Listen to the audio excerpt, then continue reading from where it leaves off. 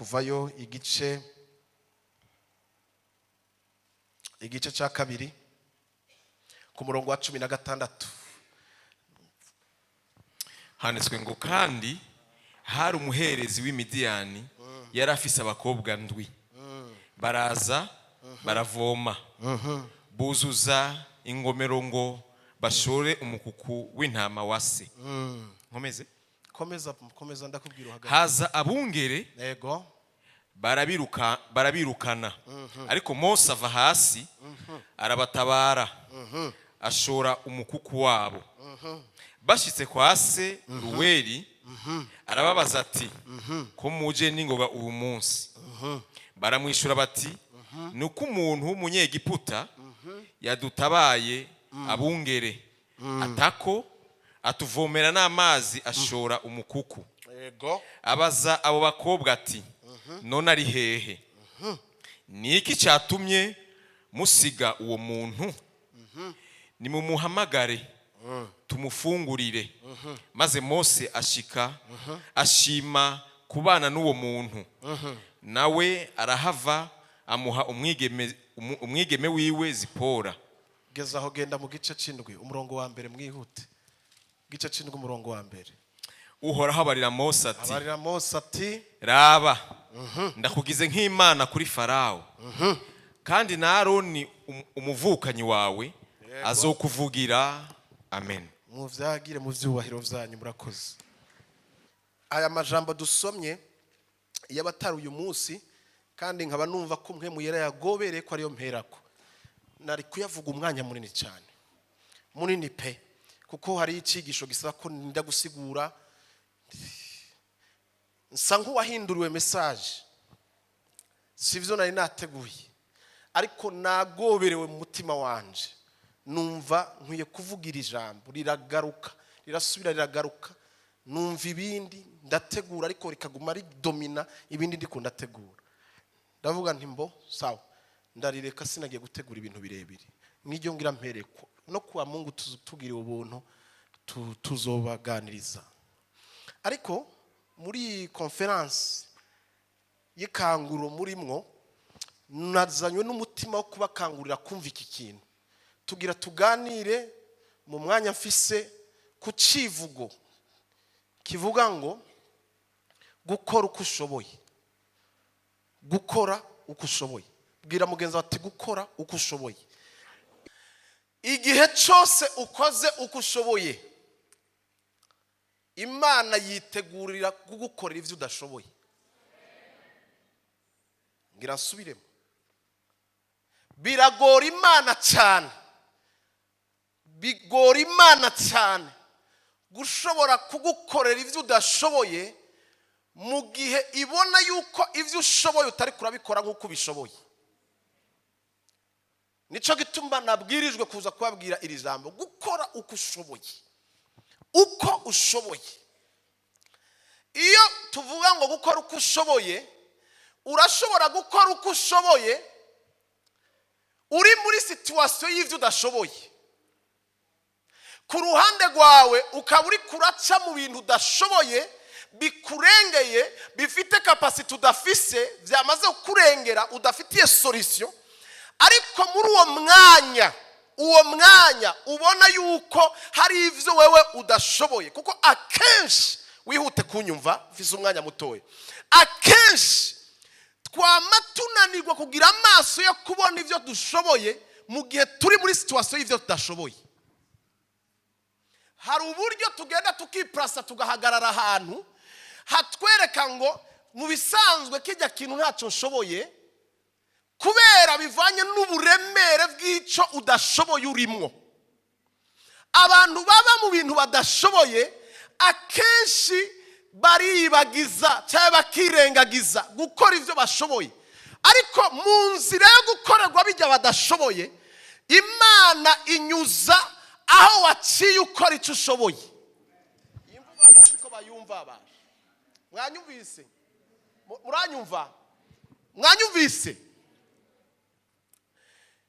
Imana kugira ngo ize kugukuriraho ikintu udashoboye ni mu gihe kwitegereza yuko nubwo hari icyo udashoboye, kuko nubwo ufise ikintu udashoboye iminsi yose hama hari utundi turyo tw'ivyo ushoboye. Mwavyumvise? Amaso yacu rero ni gake cyane atubwira ko tukwiye kugenda, kuko akenshi ivyo dushoboye hari igihe usanga ari bitoyi cyane paraporo y'ivyo wowe wari ukeneye ko bikemuka kuri wewe udashoboye. Ukisanga ukavuga ati irya ntabwo ari nivo, numva umenga nukumanuka hasi, bijya ntibinyerekeye, bijya biteza gutunganya abantu bangana navyo, kuko jewe ivyo ngana navyo ni binini, mugabe ivyo binini ngana navyo vyakunaniye. Inzira yo gutuma ivyo binini bishoboka kubera wowe utabishoboye ica mu nzira yo mu gihe uri kurakora ivyo udashoboye, ivyo ushoboye vya bindi biri hasi, biryo usuzugura, biryo ufata ko ari ibintu bisanzwe, nivyo bikudugiriza cyangwa binyuzamwe inyishu ya papa yo kuza gukora ivyo udashoboye. Ndaza gusobanura, ndacyari muri introduction. Yesu nahabwa icyubahiro. Okay, ndashaka rero mwitege tugende muri Bibiliya, tuje mu ijambo ry'Imana twasomye. Niho muri tugendere mu ijambo ry'Imana kugira ngo nihute. Bibiliya iravuga, usomye mu gice cya 11 bariko ravuga abahizi b'ukwizera, ukagenda ku murongo wa 24 baranashira bakavuga ku mugabo yitwa Mose, bakavuga ijambo rikomeye cyane rivuga ngo Mose amaze gukura yanga kwitwa umwana w'umukobwa wa Farawo. Mukurikirane, Mose amaze gukura yanga kwitwa umwana w'umukobwa wa Farawo. Ahantu rero iyo tuhasoma hari ikintu tutumva nk'abana b'Imana, hari ikibazo gikomeye kiriko kiratuma ibibazo bituriko bitatuvako, nuko intama cyangwa abana b'Imana bakino gihe runo runganwe rurumva ariko ntigumva neza. Mwese munyereka ko muriko murumva ariko hari igihe muriko murumva neza. Aha nibanga rihagaze kuri ijambo rivuga ngo amaze gukura. Hari ibintu udashobora, hari ibintu ugerageza kwanka, navyo bikakubwira ati turakwankiye kuko nturakura. Nubwo utadushaka, nubwo utadukeneye, tubwirijwe kuba ngaha tuzohakugwa nuko wakuze. Iri jambo narisubiremo, reka narisubiremo kugira ngo baryumve neza. Mose amaze gukura aranga kwitwa umwana w'umukobwa, amaze gukura vyanse vyaremeye, ariko akiri umwana bararera. Hari nico gituma usanga kino gihe igeneration y'uyu munsi yatura ibintu binini bitangana na capacity bafise, bica bihinduka kwifuza, ntabwo bikiba turi mu kwifuza. Imana yacu ni Imana y'ingazi, ni Imana y'amaeskariye, ni Imana udashobora gusimba etape. Iyo usivye wanga wemera uragaruka, kuko ikizamini uzokora hari imbere kugira ugishobora bivana n'ico washoboye ngaho inyuma.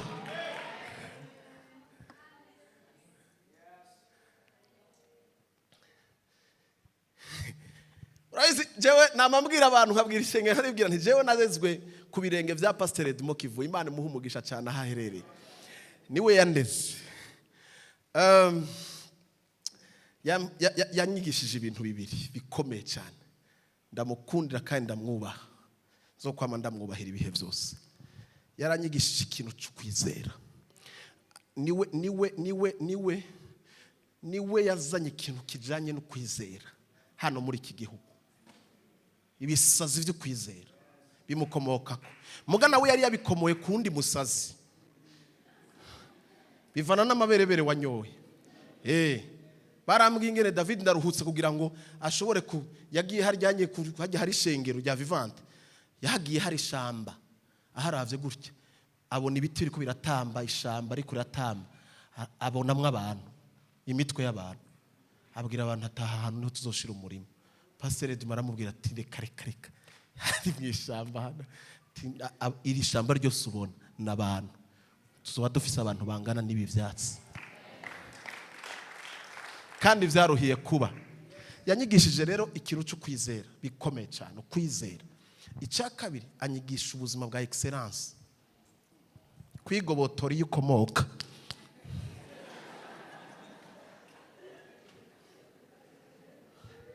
murabitwenze muganagoma ndababwire yuko mu ntambamyi dufise zikomeye niyo dufunuruka hataratuvako. Bwira mugenzi ati naho none gaje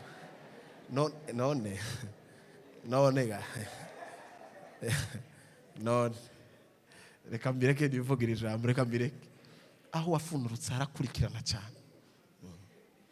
Kuba ufise amavuta ari gihe akubwira ati nubwo uyafise uri umunyamwaro, nubwo uyafise komine Mutimbuzi, nubwo uyafise kariya Koro de Bari, nubwo ibi rero utegeza guhura n'umuntu afise amavuta amena iyo ngogo, ukamenya yuko bidafatiye kuri so yakuvyaye, bidafatiye muri quartier wavukiyemo, bidafatiye kwa wakuriye, bidafatiye kuvyo abavyeyi batarose, bidafatiye kuvyo umuryango wabonye, bifatiye kuri Kristo Yesu, bifatiye ku musaraba, ibintu bigahinduka. Ubuzima bwa excellence ni rero cyo nagomba kuvugira ngo nuzuze iki kintu ugomba kuvuga, si ibyo tuzobisubiramo kwa Mungu. Ikintu nagomba kuvuga nuko Pastor Edmeratura cyane ibintu kwatura kuduha ijambo ry'umwaka. Murabizi umwaka w'ubwiza, umwaka w'icubahiro, umwaka wa yubire. Iyo ni imyaka nagenda bamo ko nahamaze imyaka 9. Rero kubera ukuntu yadushusha, ukuntu yavuga ayo majambo, uyu mwaka icubahiro kirakurorereye, naravyakira nkabibika kino nkabisobe kino, kubera uravyumva, kubera navuga nti Mana we, Peti Machungu wa Nyakabiga, Michoko, Bajia, Ndumbako. Kavuga nti ahantu ha narashitse kabisa. Kuko akakubwira ingene ibintu biraje bikurikirura bigarukana icubahiro. Kavuga nti nkabihagarara ko nkaje amasengesho umwaka w'icubahiro, nkaba mu gasuzuguro kamwe ntarigera mbamo. Umwaka je nagenda muri kontrere y'ivyo yavuze. Avuze umwaka w'ubwiza naca mfifiya, naca numagana. Kubera nariko ndarwana no gushaka kwanga ibintu kandi hataragera.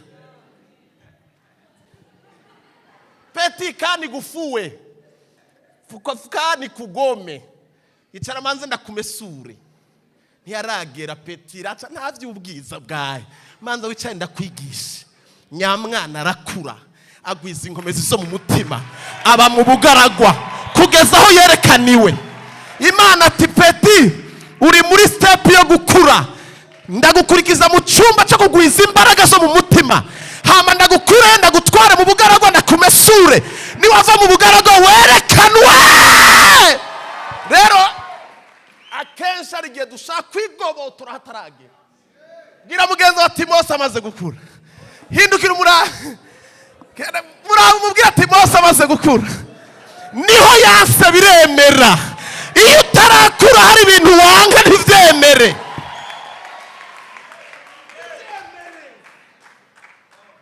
Ntabwo uri mu vyaha, ntabwo uri nta kashindi kuriko, nturakura. Icara wihuse birapfa, wihuse nivyo kurongo wa mukobwa yo ukajayo. Hari ingazi zo gukura k'umukobwa, kuko umukobwa ntaba umugore ageze mu rugo cyangwa umuzi pastor amuhezagiye, aba umugore akiri wabo. Kuko Bibiliya ntabwo ivuga ngo urose umukobwa, ivuga ngo urose umugore. Utegeza kugira capacity y'umugore ukiri wanyu, kumenya ingene bagorora, kumenya ingene basasa, kumenya ingene uzomesurira umugabo, ingene bateka. Iyo umaze kubikwiza, iyo wanse ukavuga ngo shaka kuva kwa papa na mama, biremera. Ariko udafise izo condition, icara.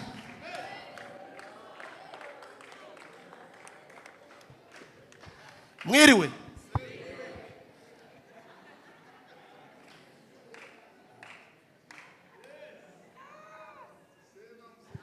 Mose amaze gukura, arabamugeza ati amaze gukura monami.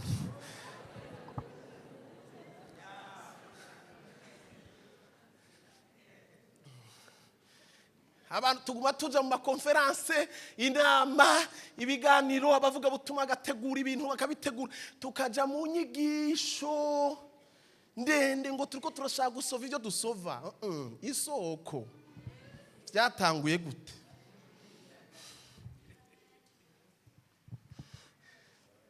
Cyo gituma cyewe iyo mpuye n'umuntu muri urugendo yaka cyane, ashobora gutsitara yibwira yuko je ndi umunyantege, ndamuhoza buke metere piesiritere, genda buke ivy'Imana nivyo kwitondera. Ntabwo rapika moto fire nguyo Bibiliya ngo naje ngo ministeri yatanguye. Reka utagenda kuroga abantu kandi wo kwitonze uzobahezagira. Mwiriwe buke mu Mana ni kubana n'Imana nibanga. Ntubone umuriro ndimo iyo ngeze imbere ya papa ndaramvya ndaboroga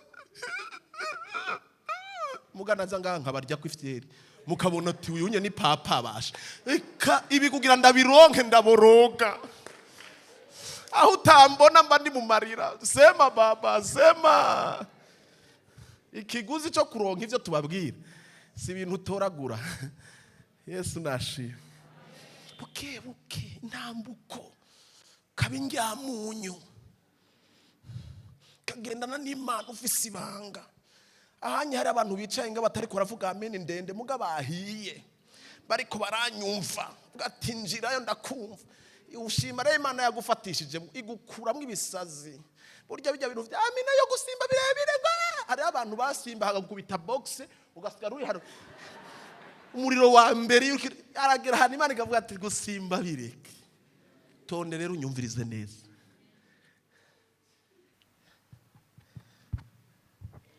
Yanka kwitwa umwana w'umukobwa wa Farawo. Inzira yabinyujijemo rero niye tugende muri Kuvayo. Inzira yabinyujijemo yabaye inzira y'ukuntu yari amaze gukura kwiwe, amenya yuko ahari atari wabo. Ndashaka mbabwira ikintu. Mose yagiye gusohoka kwa Farawo ahejeje kwiga amategeko, niwe yategezwa gusimbura Farawo. Ntiyari umuntu mutoya, yarageze ahantu yemewe ku buryo ashobora na wene kuba umwami. Nico gihe yasohokeye ibicisha mu kubona umunyegiputa ariko ararenganya umuheburayo. Yari amaze kumenya ati burya n'ubwoko bwanje nubwo buri kurafyatura amatafari aba turavukana. Agenda gutabara, agiye gutabara afata aramwica aramunyegeza. Sinzi ngene abaheburayo babiri bagiye gushwana, agiye kubangurukanya ati ugomba kutugira nkuko wagize wa wundi. Aravuga ati barambonye. Ntiyasubiye mu rugo, yaciye yiruka. Umwami arabimenya ivyabaye, arabimenya ko Mose yishe umunyegiputa, ashiraho itegeko ry'uko bamurondera. Bene data, burya murabona perezida w'igihugu canke umwami, muramubona ariko aravuga ijambo ahagaze imbere y'abantu akavuga ati barundi kazi tini mukore akanwa kose karonka ivyo kurya umufuko wose ubike. Umenga urabona n'umuntu ari jante ameze neza ariko aratubwira. Ntiwumve perezida Imana y'igihugu iguhamagaye akubwira ngo ndagushavuriye urara wimvye ikinogo uraciye imbere ukinyegeza.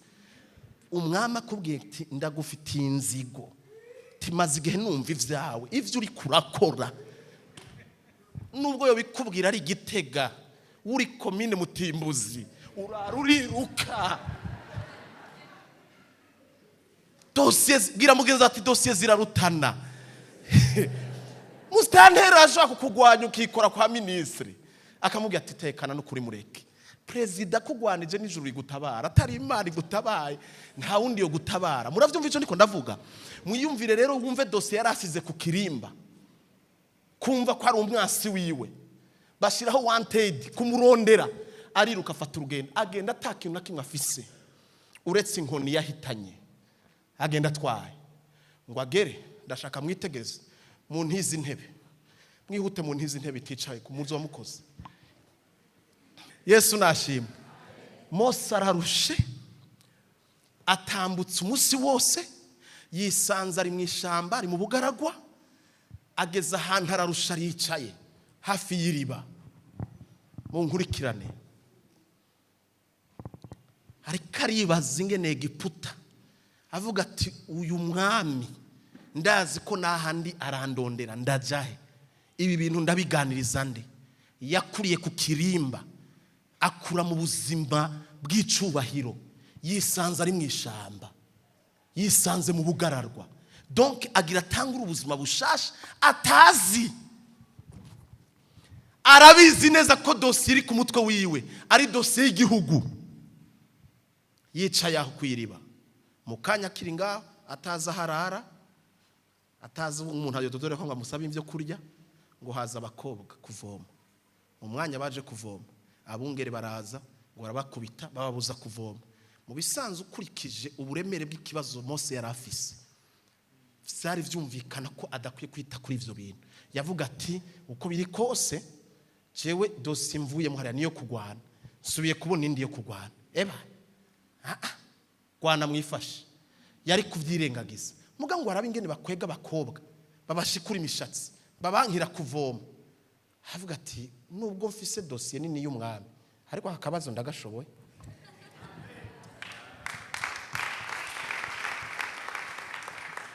Ndashaka murabe ingene ivyo udashoboye bigenda gukemuka iyo wakoze ivyo ushoboye.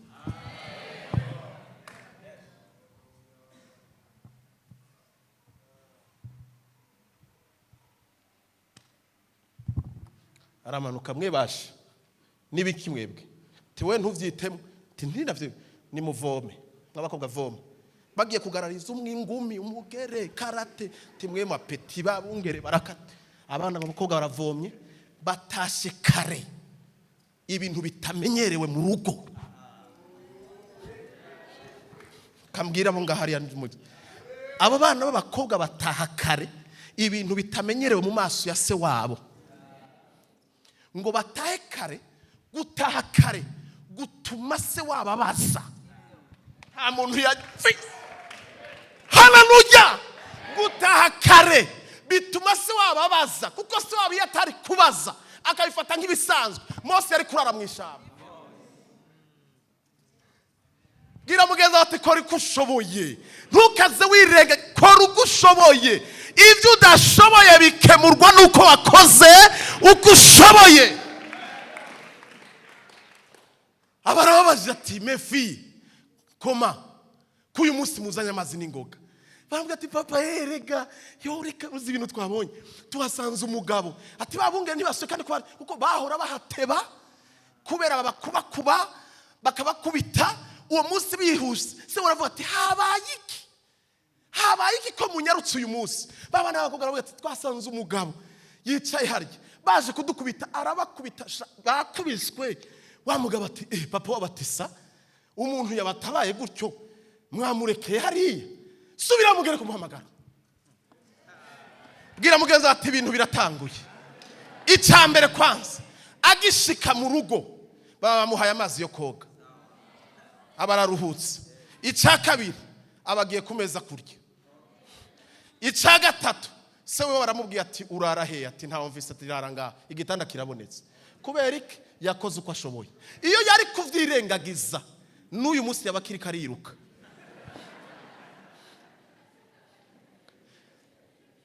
Twicaranye n'abantu bicaye nga barigize ibintu, ugasanga umuntu yarigize ikintu ngo iryafere ngo ntidaba, ngo nibise, ngo c'est petit,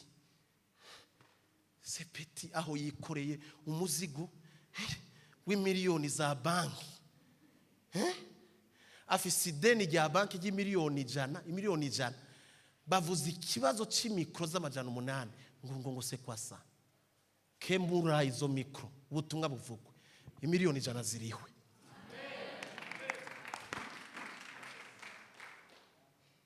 Urabwira mugenza turafise icyo ushoboye. Nubwo ufise ivyo udashoboye uri kuracamwo, mugabo hari ivyo ushoboye, hari ivyo ushoboye. Ivyo ushoboye rero bikora uko ushoboye, kugira ngo Imana igukorere ivyo udashoboye. Nivyo nico kintu umwemu yara yambwiye kuza kuganiza uno muryango. gukora icyo ushoboye, gukora icyo ushoboye. Urumva, urabona je vraiment iyo bahamaga abantu mu bikorwa ngo bama bavuga ngo bazezwa suku, ngo protocole, ngo quand même, ngo directeur. None ga directeur ntiwohagarara ga directeur, guhagarara ukakira abantu wumva bisuzuguye.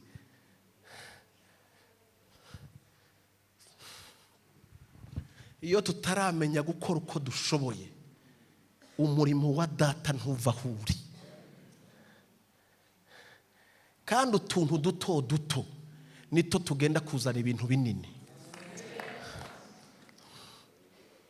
Mose abararonse indaro, mu gatondo ngo avyuke aravuga ati kubiri kose reka mbandanye ndonse indaro y'ijoro, mbandanye mambo yaendelee uko mbere. Ntiyavuga ikibazo afise. Muranyumva? Akivyuka ari karitegura, Yetiro abaraja aramubwiye ati mzee koma, sasa unaelekea wapi?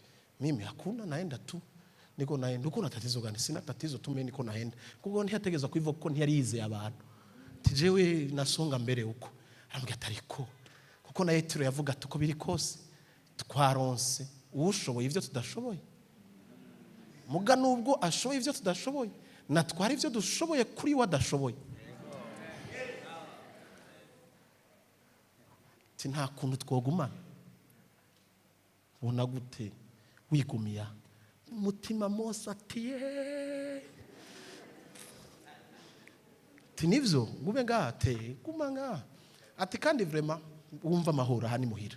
Indwi ya mbere, indwi ya kabiri yicaye, Yeturo arafise itunga ryinshi, afise cogera ishese zabo zari ingamiya, zari bibi indwi zibiri ziheza. Aramubwira ati sa none ko nguma ndakugumana ngaha nta kazi noguha. Mwibuka ko ivyo vyose biriko biraba kuri Mose vyavuye ku kuntu yatabaye barya bakobwa. Kintu gitoya kiri simple, gushishura abantu arushingomezi papa hariya ntimuze mugaruke nguyo gukubita gatoyi gusa gacishamo gutya kanka bakavuga ati bana haje umugabo aturuta imbaraga nguyo, inzira abonetse, rasi irabonetse, akazi ngaho karagiyeko. Mwavyumvise? Pampa utuntu. Bwira mugenza ati n'utuntu wita ngo pampa, muga niyo nzira. Bwira mugenza ati urusubira murabati kora uko ushoboye, zukora uko ushoboye, Imana igukorera ivyo. Abantu bakumugwa baranyumvaga basha, abantu bakumugwa bariko muranyumva, gukora uko ushoboye. Ndashaka mwitegereze, ndaza kubahereza akaroro sozera, niho muza kumenya icyo Imana iriko irababwira. Ndashaka mumvirize. Woronka naguha akazi ati akazi kandi ndaguhemba. Towe mpakazi.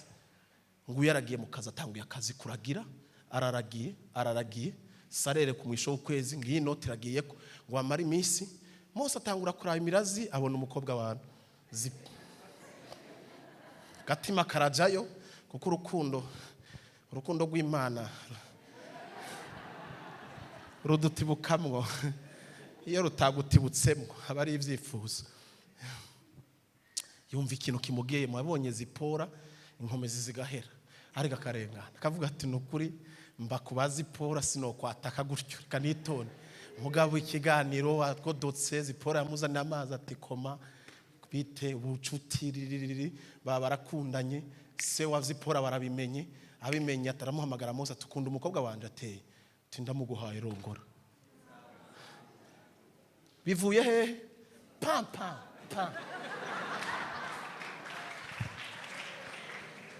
Mwavyumvise? Pampa.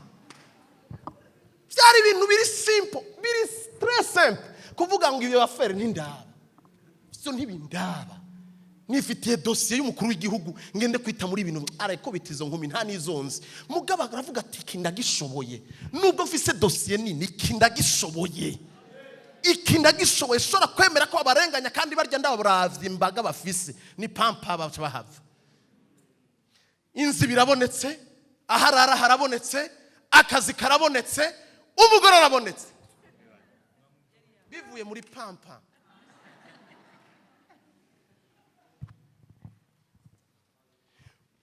ngo yahejeje kurongora muri uko kuragira ijuru naryo rigomba gutunganya ibyo atarashoboye. Muri uko kuragira, bwira mugenzi ati muri uko kuragira, sinzi ukuntu yasamaye gutya intama zikebereza ahandi hantu, azikurikiye ku musozi aduga gutya, agishika kiri karazigarukana aza yumva ijwi, Mose ubu rero agiye kuganira n'uruta ikibazo cyo muri Egiputa. Nta muntu yanyumvise, ahuye n'uruta ikibazo cyo muri Egiputa. Mose kura inkweto zawe kuko aho uhagaze arahera. Kuko yarabonye ngo abone ikintu kiko kirasha, ikirundi mbe kicita gute, igisaka cyaka kitazima, ngo agira amatsiko gushaka kuba ibintu bitazima nibiki, aza yumvishwe. Kura izo nkweto kuko aho uhagaze arahera. Aragira turinde ndi Imana ya Aburahamu na Isaka na Yakobo. Tinumvise amaborogo yanje. Umviriza aho Imana igiye gutangurira, aho Mose afise ikibazo. Umva imvugo y'Imana bakiganira ati Mose, numvise amaborogo y'abana banje kandi naravye mu bantu bose mfise hano musizo, wewe sinshobora gutwara uwundi muntu atazi systeme yaho hantu, urahazi, ni wewe uhazi, subirayo ngoma ndakurungikeyo ugende gutabara ubwoko bwanje ubukureyo. Mose ati jewe timanzurure gatenda gusigurira ati wamenye ugira utume ati ndakumenye ati manzurure ndakubwira mfise dossier ikomeye hariya hantu haragoye gusubira. Atangura kwanza fenta Imana kuko bwa mbere bavuganye arayifenta ati ndabegeya aho hose ariko ashaka ngo sinzi kuvuga, bwari ubwoba. Imana nayo imwitanze akirikare yamaze gutegura akarere, iramubwiye ati humura grand frère ariko araza nawe namaze kuganira nawe azokuvugira azokubera umuvugizi, mugabo ni wowe nyene nkeneye gutuma. Bageze ku gice cindwi muri kuva y'umurongo wa mbere, ngo Imana ibarira Mose iramubwira ngo eheraba, kubera nayo yarizi ikibazo afise icarico. Vyari bigoye cyane gusubirayo nka Mose, kuko Mose yarahunze, Mose yarirutse, hategerezwa gusubirayo uruta Mose. Imana iramubwira ati umuntu yoshobora Farawo si Mose, raba ndakugize nk'Imana mu maso ya Mose ya Farawo. Kubera iki genda wewe Farawo azoba peti imbere yawe, urya wahunze wamaze gushikira ubitegeka, ubirema, ubikomeza, uvuga bikaba, yategeka bigakomera. Genda kuri urya mugabo yaguteye ubwoba, ntugiye nka Mose, ndakugize nk'Imana mu maso yiwe, akuravye azobona Imana. Bivuye he gashengero, bivuye he gukora uko ashoboye. Urukino rugiye guhera, asubiye gutunganya ikibazo aho yakigiriye, aho yahunze ahasubiranye icubahiro. Nguko kugize nk'Imana. Imana ni ndavyi bene data.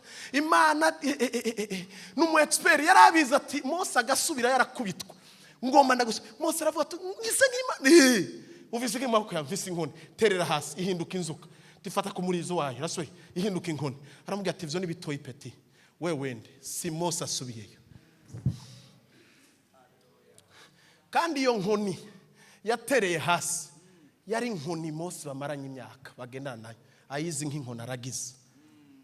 Iyo wakoze uko ushoboye, ivyo wabona umenga nakamenyero k'ubuzima bwawe bwa misi yose, Imana irashobora kubihindukiza.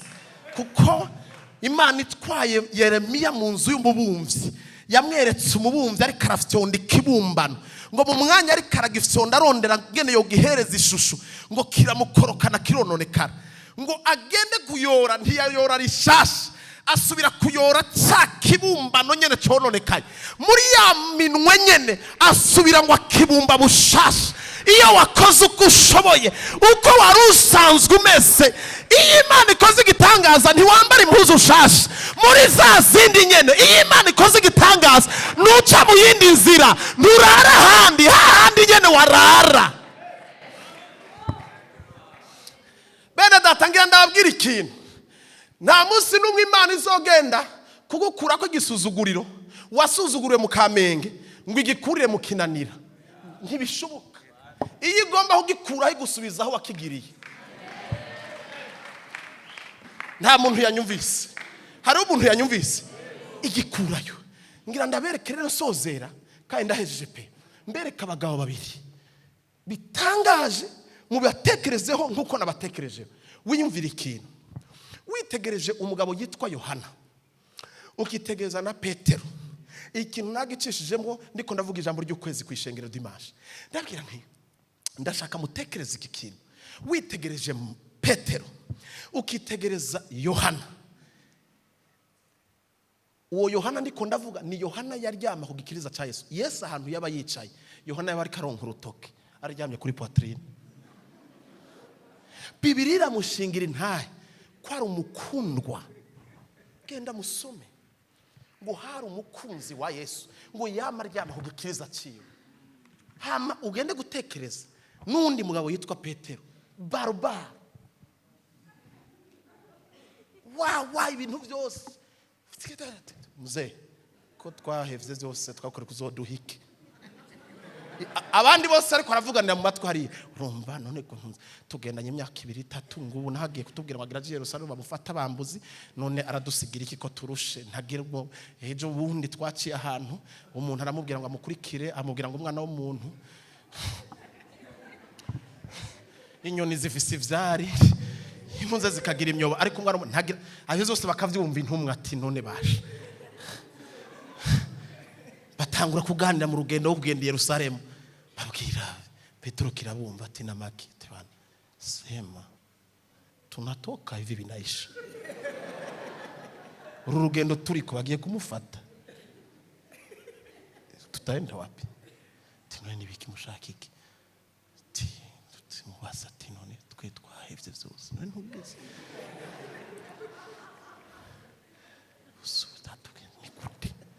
yatubwiye gufatwa, azokubitwa, kubagugwe, ntiyatubwiza tudusigira.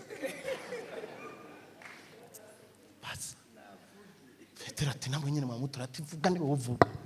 Petero akubita tamuzira mu ati muze narevise.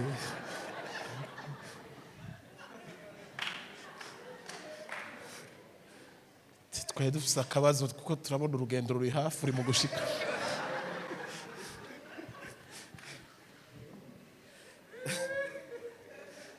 Twe twahevye zose ni gute mambo vipi?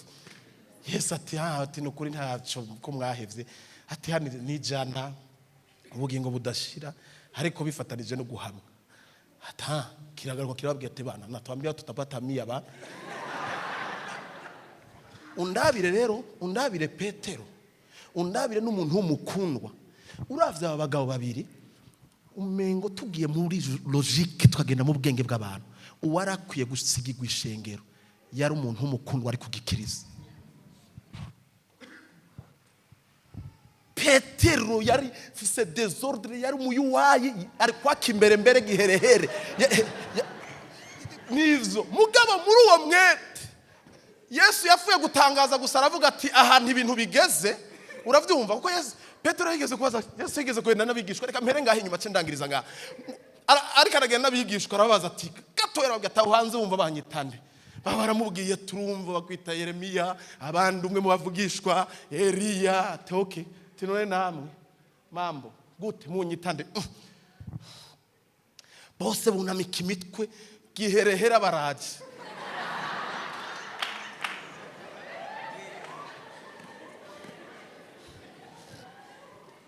Atego Petero aturi Kristo umwana w'Imana nzima.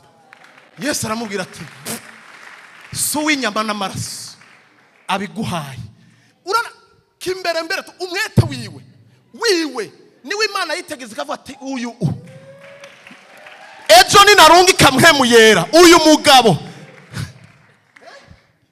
Yesu muswe ariko ariko arababwira ibintu byo kubasezera, arababwira turumva rero ufise inoti nagenda risohore, umwe wese agura inkota kuko ibintu birakomeye aho imbere. Cya Petero cyavyumvise kurusha abandi, cyari cyagiye kugura imbugita. Nico cyonyine cyari gifise imbugita ku musozi i Getsemani cyonyine. Murabyumva ngo baze gufata Yesu gutya cyaramukunda kandi nticajyama kugikiriza. Uwundi nawe ari karonka urutoki, nta mwete, ntazi gukora ibyo ashoboye, nta na kimwe.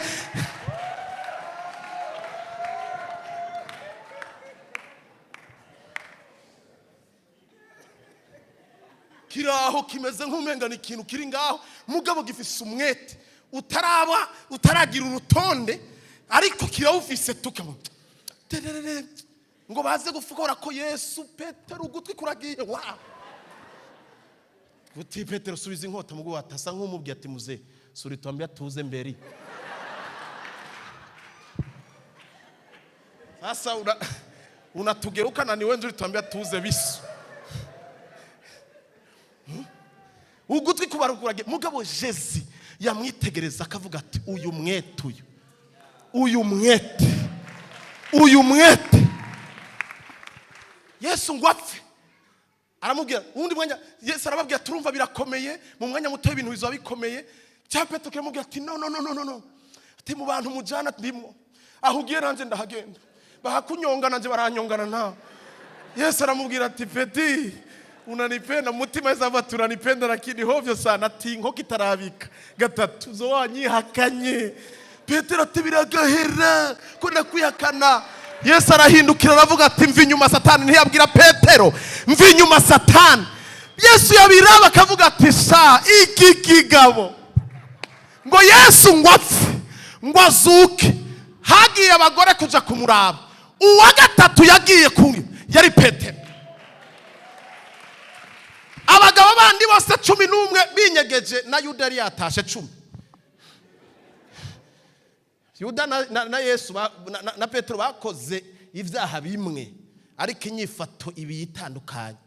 Cha Petero kigenda mu nkingi kiraborogo, Yuda nawe arondera umugozi abarimanitse tiwege mugabo ta Petero nguyu. Muravyumva Petero ngo Yesu azuke, marayika araza arabwira bajya bagora, arababwira ati genda mubabwira ati ntakiri ngaha. Ahaso yababwiye reka kurondera umuntu muzima mu bapfuye. Yo ni message ya marayika. Arangije arababwira ati yari yarababwiye ko tuzohurira i Galilaya, tugenda ubabwira ati rendezvous muraza aho tuzohurira. Marayika carashira ko nirindi jambo ngo mubwire na cha Petero. Kubera yaravuga ati ndabizi gifise complex cyanyihakanye, kinanipenda sana, nubwo cyakoze amafuti kinanipenda. Timumbwire na cha Petero nacho kije muri liste y'abazigarira. Bagere ku musozi Yesu agiye kugenda, ariko arasezera. Arangije amubwira Petero turankunda. Petero aramubwira ati ndagukunda mwami wanje. Arasubira kandi amazi haciye umwanya, Petero urankunda? Ati mwami wanje ndakunogera. Arasubira arikawusha gato, asubira aragaruka kugira gatatu, Petero unanipenda? Ngo kica kirarakara.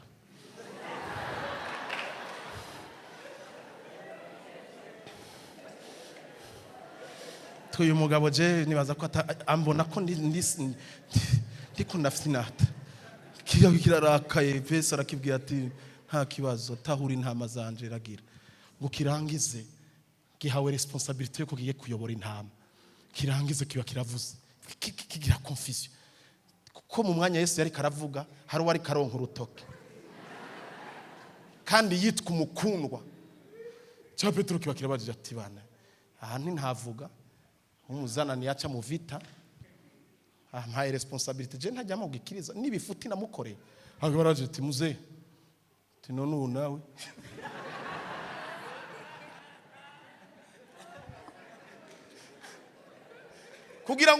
kugira Yohana Yesu niyaguruka.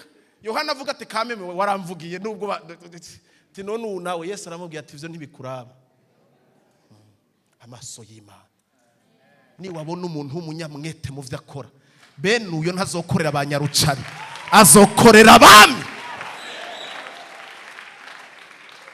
Abanyamwete bakorera muri high level, bakora ku rugezo ruri hejuru cyane. abanyamwete. Twe twari dufite ministeri yitwa Kidengeri. Iyo Kidengeri nari umurongozi mpagarariye ivuga butumwa, abarabora biza batwara abanye. Mpagarariye ivuga butumwa no kwandika abavuga ubutumwa twarapanga nije na pangaliste nkahagarira n'amasengesho muga hariho n'uwundi mugabo naje nari ndimo muyahagarare. Nari umurongozi ndi hejuru mpanga abigisha. Nari mvise umwete uteye ubwoba. Nashika kare nkahanagura intebe nkapangira abandi nta wantumye mvuye mu Nyakabiga n'amaguru nje kuri witi mu bwiza nkaza mu mwete nije no kugira ngo umurongozi nshika abandi batarashika ngatunganya ibintu twategura hatwe dufise korari abo twahaye ama responsabilité ya korari ugasanga bobo nta mwete ntacu bagize. Nashika yo sinarinzi kuririmba nabona abaririmbyi bamaze gushika nkababwira ati nje murabizi ko ndi umurongozi turirimbe nkaca nkubitamwe. Imana iraraba umwete icira kwegijwi irarikurura gutya sindirimba nka wewe mugabo ndabizi ndamenye iyo bija na handi nabikuye mu mwete sinashaka igikorwa cononekara nasanga mu ati dukore repetition ubwo abarongozi bataraza bagenda kuza bagasanga twari twatanguye umunyamasengesha Steve n'abankoranije abantu tukaca dusenga ijuru ngo rinda bati peti ndagufanya kichwa hapa mu gisagara. Naho biva imihamagaro twese turayifise twese twarahamagawe mugabo Imana irikirondera abanyamwete irikirondera abantu bafise fardo irikirondera abantu bavuga ati ninde notuma ndatuma ninde yohagarara mu kirengero ngo nkize. Iyi Imana kwitegereza uhagarara mu kirengero iravuga ngo wewe nyene niho ngomba kudugira. Petero amafuti yiwe yose mugabo kubera urukundo n'umwete niwe yasigiwe ishengero rya Kristo twese twubake ku mutwe wa Petero. Ishengero rya Kristo ryubake kuri Petero apana kuri twese gira mugeza ati kuri Petero niwe yasigiwe urufunguruzo kuri wewe nzokubaka ishengero kandi amarembo y'ikuzimu ntazobasha kurinyiganyiza. Izina ry'Imana rihabwa icubahiro. Nari kurangiriza kuri uyu mugabo Aroni Mose Petero yaduze kuri Mose yagiye kubona n'Imana iminsi 40 n'amajoro 40 ariyo Aroni baramubwira ati aro ibana bavuga baratevye nituzi ivyo yahuye nawe usanga Imana yamwiciye hari titurondere dukora Imana abarika arakora Imana arazitunganya bagenda gukora iryo kosa.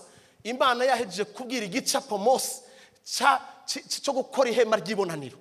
Imana igeze kuvuga umuresponsable wa hera niwo mwanya nyene hasi ishengero riyobowe na Aroni yamaze kububakira ikigwamana cy'inka bariko baragitambira ngaho abandi bariko barasambana. Imana iramubwira ati umuntu azokorera ngahazo wari umuntu akomeye cyane ahera ati kandi nagenda kubwira nta wundi azokorerayo ati ni Aroni. Utekereza Imana ari kubwira iyo ari kugumura amaso ikereka Mose ati uzokorera ahera aho hantu hateye ubwoba umuntu azogenda yifunza umunyororo hama ikamwereka Aroni hasi ivyo yari karakora. Imana ntikuraba uyu munsi. Imana ntiyari kirabona Aroni ari karubaka ibigirwamana yari karabona umuherezi yambaye ikanzu ari karahereza hera. Muhaguruke dusenge.